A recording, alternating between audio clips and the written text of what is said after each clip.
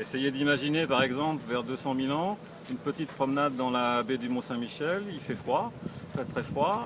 On a un paysage de steppe. La mer s'est retirée très loin puisqu'il y a des variations au niveau de la mer qui ont monté jusqu'à moins 120 mètres. Et là vous avez des troupeaux de mammouths qui se promènent avec éventuellement des chasseurs néandertaliens à leur trace. Donc vous avez ce type d'animaux qui sont attestés dans nos campagnes, si je puis me permettre cette image, à ces hautes époques. Ouais, ouais.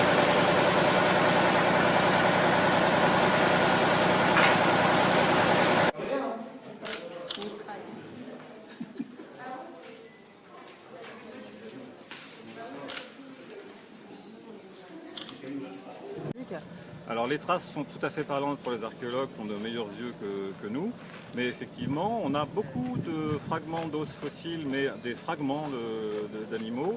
Les ossements se conservent assez mal dans nos sols, et donc il s'agit dans l'exposition de pouvoir montrer au public toute la démarche du travail de l'archéologue depuis la recherche sur le site, donc avec des éléments parfois très ténus sur le terrain, et toutes les conclusions qu'on peut tirer après les analyses de terrain, les analyses de laboratoire, et les reconstitutions qui sont faites à partir de cette démarche tout à fait précise et archéologique.